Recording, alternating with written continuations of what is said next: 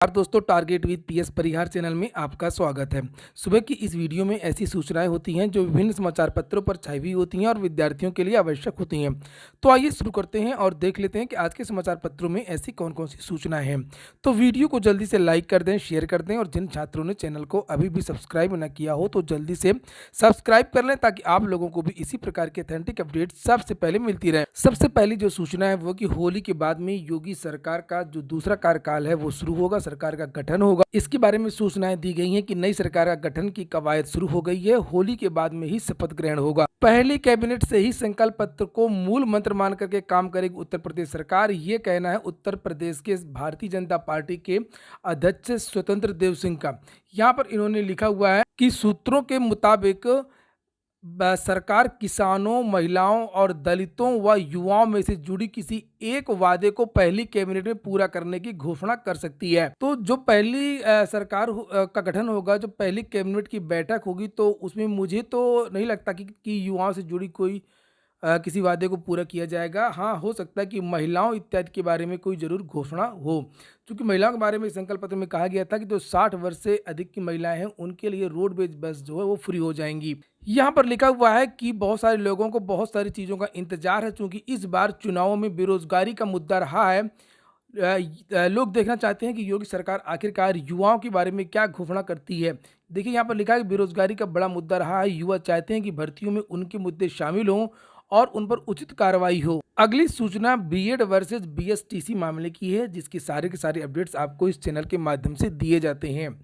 मामला तो राजस्थान हाईकोर्ट का है। राजस्थान हाईकोर्ट ने एक आदेश दिया था जिसमें प्राथमिक शिक्षक भर्ती यानी लेवल 1 में बीएड के छात्रों को बाहर कर दिया गया था डबल बेंच से। उसके बाद में बीएड के जो छात्र हैं वो सुप्रीम कोर्ट चले गए थे। सुप्रीम कोर्ट ने नोटिस जारी की थी भारत सरकार को। सुप्रीम कोर्ट ने नोटिस जारी की थी एनसीटीई को कि आखिरकार किस तरीके से आपने 28 जून 2018 को गजट पास किया और उसमें बहुत सारी विसंगतियां हैं। एनसीटी ने जो गजट पास किया था, जो गजट जारी किया था, उस गजट में ये कहा गया था कि जो प्राथमिक शिक्षक भर्ती है उसमें बीएड को शामिल किया जा सकता है, लेकिन उन्हें 6 महीने का ब्रिज कोर्स करना होगा। तो ये मिनिमम योग्यता होती है और इसलिए इस गजट को ही खारिज कर दिया गया था डबल बेंच के द्वारा। अब इसकी सुनवाई सुप्रीम कोर्ट में चल रही है। एनसीटीई ने भी अपनी एसएलपी दाखिल कर दी है और भारत सरकार ने भी अपनी एसएलपी दाखिल कर दी है, क्योंकि इन दोनों को नोटिस भेजी गई थी और अपना पक्ष इनका मांगा गया था। इस केस की सुनवाई यहाँ पर देख सकते हैं कोर्ट नंबर 9 पर होनी है। सीरियल नंबर 11 पर यह केस सुना जाएगा। 15 तारीख को इस केस की सुनवाई होनी है। यहाँ पर आप लोग देख सकते हैं, ये लिखा हुआ है the national council for teachers education यानी कि एनसीटीई सुप्रीम कोर्ट के जज अनिरुद्ध शरण और माफ कीजिएगा विनीत शरण और अनिरुद्ध बोस की बेंच इस केस की सुनवाई करेगी। देखते हैं कि एनसीटी क्या पक्ष रखता है। और मैंने पहले ही बताया था कि ये जो सुप्रीम कोर्ट में मामला चल रहा है बीएसटीसी और बीएड, ये जो मामला है वो पूरे देश को प्रभावित करेगा।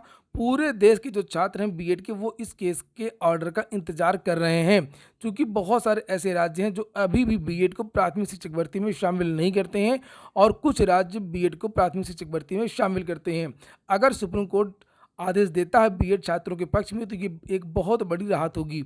अगली जो सूचना है वो है उत्तर प्रदेश लोक सेवा आयोग की भर्ती पीसीएस 2022 की। आज के समाचार पत्रों में लिखा हुआ है कि अब तक 300 पदों का अधियाचन मिल चुका है और जल्द जारी होगा विज्ञापन। इसमें यूपी ट्रिपल एससी की भी सूचना है, लेकिन पहले पीसीएस के देखते हैं। पीसीएस 2022 की भर्ती प्रक्रिया इसी माह शुरू हो जाएगी। उत्तर प्रदेश लोक सेवा आयोग को अब तक पीसीएस के तकरीबन 300 पदों का अधियाचन मिल चुका है, लेकिन विधानसभा चुनाव के कारण नई भर्ती प्रक्रिया शुरू नहीं की जा सकी थी। चूंकि अब चुनाव के नतीजे आ चुके हैं, ऐसे में आयोग के सामने भर्तियों को तेजी से आगे बढ़ाने की चुनौती है। माना जा रहा है कि लोक सेवा आयोग जल्द ही पीसीएस 2022 का विज्ञापन जारी कर देगा। यूपीपीएससी के कैलेंडर में पीसीएस 2022 की प्रारंभिक परीक्षा इस वर्ष 12 जून को प्रस्तावित है, जबकि मुख्य परीक्षा 27 सितंबर को होनी है। प्रारंभिक परीक्षा के आयोजन को 3 माह शेष रह गए हैं। आवेदन के लिए अभ्यर्थियों को 1 माह का वक्त दिया जाता है। ऐसे में आयोग पीसीएस 2022 की भर्ती प्रक्रिया जल्द शुरू करने जा रहा है। हालांकि आयोग ने जनवरी के अंतिम सप्ताह में ही विज्ञापन जारी करने की तैयारी की थी, लेकिन ऐसा नहीं हो सका था। चुनाव खत्म होने के बाद में भर्ती प्रक्रिया का इंतजार है। आयोग को पिछले साल के अंत में ही पीसीएस 2022 के लिए तकरीबन 150 पदों का अधियाचन मिल चुका था और इसके लिए शासन की ओर से 22 फरवरी को एसडीएम के 39 पदों का अधियाचन आयोग को भेजा गया था और पदों की संख्या बढ़कर के 200 के आसपास हो गई थी। आयोग के सचिव जगदीश का कहना है कि इस पर काम चल रहा है। मार्च में 2022 का जो विज्ञापन है वो जारी करने की तैयारी है। तो वहीं पर उत्तर प्रदेश अधीनस्थ सेवा चयन आयोग की तरफ से जो कल परिणाम जारी किया गया है उसके बारे में भी जानकारी दी गई है। परिणाम को लेकर के काफ़ी विवाद हो गया। विद्यार्थियों का कहना है कि कट ऑफ बहुत ज़्यादा चली गई है, इतनी कट ऑफ नहीं जानी चाहिए थी। लिखा है, अधीनस्थ सेवा चयन आयोग ने सम्मिलित अवर अधीनस्थ सेवा सामान्य चयन प्रतियोगितात्मक परीक्षा 2019 के अंतर्गत विभिन्न विभागों के रिक्त 672 पदों पर चयन के लिए आयोजित लिखित परीक्षा का परिणाम घोषित कर दिया गया है। आयोग के सचिव ने बताया है कि रिक्त पदों के सापेक्ष श्रेणीवार 2 गुना 1861 अभ्यर्थियों को अर्हता अभिलेखादि परीक्षण के लिए योग्य घोषित किया गया है। अर्हता अभिलेख परीक्षण के संबंध में आयोग की वेबसाइट के माध्यम से अलग से जानकारी दी जाएगी। अगर हम लोग कट ऑफ की बात करें, जो विद्यार्थी आरोप लगा रहे हैं वो ऐसा इसलिए कि जो कट ऑफ घोषित की गई है कल यूपी ट्रिपल एससी के द्वारा, उस कट ऑफ से भी विद्यार्थियों के ज़्यादा नंबर हैं और वो अभ्यर्थी कह रहे हैं कि जैसे 299 कट ऑफ बताई गई है सामान्य वर्ग की। बहुत सारे ऐसे भी विद्यार्थी कमेंट कर रहे हैं, उनके फ़ोन कॉल्स आ रहे हैं कि उनके 305 नंबर है, 310 नंबर है और उनका चयन नहीं हुआ है।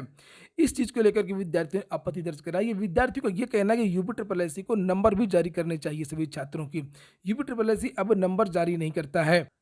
भर्तियों से संबंधित एक और सूचना है। जल निगम भर्ती में कथित धांधली के एक केस में आजम खान को जमानत। इलाहाबाद हाईकोर्ट की लखनऊ पीठ ने यूपी जल निगम में भर्ती में कथित धांधली के एक केस में आरोपी प्रदेश के पूर्व मंत्री आजम खान को शुक्रवार को जमानत दे दी थी। कोर्ट ने जमानत अर्जी को ये कहते हुए मंजूर किया कि उनके खिलाफ कुल 87 आपराधिक मामले दर्ज किए गए हैं। तो इनको ये एक मामले में जमानत मिली है। जमानत में का मतलब ये नहीं है कि भर्ती को क्लीन चिट मिली है। भर्ती में भ्रष्टाचार हुआ है ये मान लिया गया है और इनकी भूमिका को लेकर के उसमें इनको जमानत दी गई है। समाजवादी पार्टी की जब सरकार थी 2012 से लेकर के 17 तक, उस समय बहुत ज़्यादा भर्तियों में भ्रष्टाचार भ्रष्टाचार तो आज भी होता है लेकिन उस समय भी होता था। जो नए छात्र हैं उनको अगर ना पता हो, जो पुराने छात्र उनको तो पता है। और जैसे आप लोग ये जल निगम की भर्ती देख रहे हैं, उसी तरीके से कोऑपरेटिव बैंकों की भर्तियां आती थी, तो उसमें भी कुछ खास मंत्री थे, अपना अपना विभाग ले लेते थे और पूरी पूरी भर्तियां कर लेते थे। इसी तरीके से उत्तर प्रदेश लोक सेवा आयोग की जो भर्तियां थी वो भी बहुत ज़्यादा विवादित रही हैं। वहीं पर अगर भर्तियों की लेट लतीफ़ी की अगर हम लोग बात करें तो समाजवादी पार्टी की जब सरकार थी उस समय भी भर्तियों में लेट लतीफ़ी होती थी। ऐसा नहीं है कि समय के अंदर भर्तियां हो जाती थीं। अगर आपको याद हो तो टीजीटी 2016 की भर्ती 2020 में पूरी हुई है। एलटी ग्रेड शिक्षक भर्ती भी 2019-20 में पूरी हुई है। इसी तरीके से दरोगा भर्ती 2016 भी बाद में ही पूरी हुई है। आरओ 2016 भी बाद में पूरी हुई है। आरओ 2017 भी बाद में पूरी हुई है।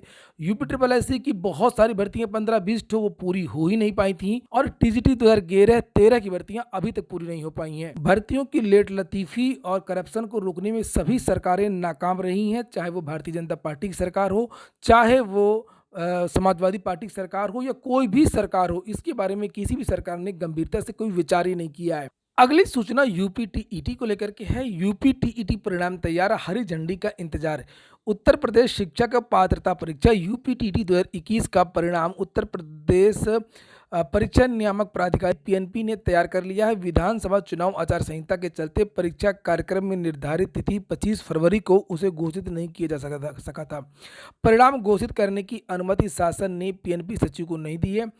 अब विधानसभा चुनाव का परिणाम घोषित होने के बाद यूपी टीटी का परिणाम घोषित करने के लिए शासन की अनुमति का इंतजार है। यह परीक्षा पीएनपी ने 23 जनवरी को प्रदेश के सभी जिलों में करवाई थी। तो अब ये कहा गया है कि शासन की अनुमति के बाद में इसका परिणाम जारी कर दिया जाएगा और उम्मीद है कि होली के बाद में यूपी टीटी की जो परिणाम है वो जारी होगा। तो ठीक है दोस्तों, फिलहाल ये हो गया आज का वीडियो अगर आपको अच्छा लगा हो, आपके काम का हो तो लाइक अवश्य कर दिया करें। पूरा वीडियो सुनने के लिए बहुत बहुत धन्यवाद।